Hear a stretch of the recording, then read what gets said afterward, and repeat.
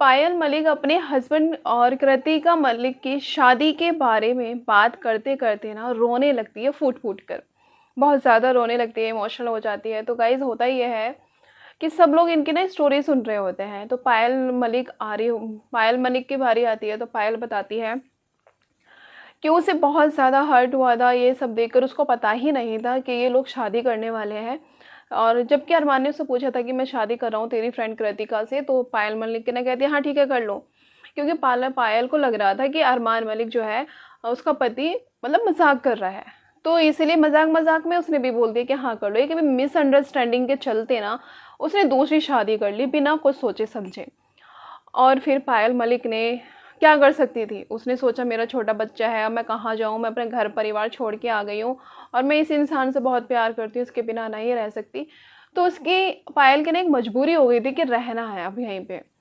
फिर गाइस अब सबको बताया, शादी पूरी तरह रीति रिवाज से करवाने की सोचा और तैयारियां हुई, सारी तैयारियां मतलब पायल मलिक खुद कर रही है इसकी शादी के लिए।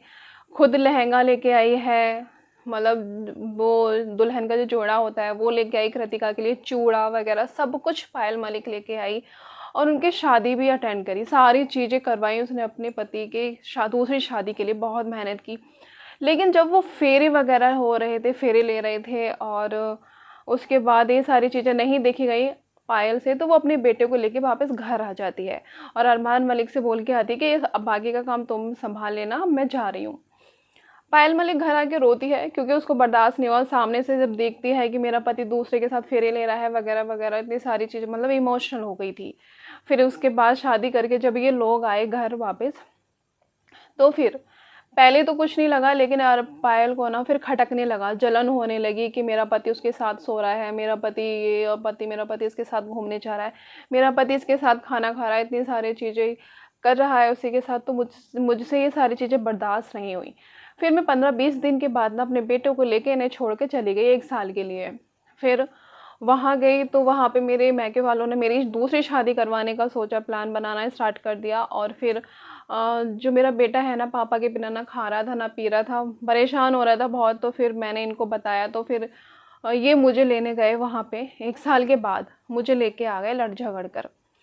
तो गाइज ये सारी हुआ वहाँ पे उस टाइम पे। और ये सारी बातें कर कर करके ना पायल जो है फूट फूट के रोने लगती है, कसम से। बहुत उसे देख के लग रहा था अजीब सा, रोने लगी। तो सब लोग रणवीर शौर्य और उसका हस्बैंड वो भी आके संभालते हैं कि चलो ठीक है, पिछली बातों को याद मत करो, आगे बढ़ो, पिछली बातों को याद करके ऐसे मत रो।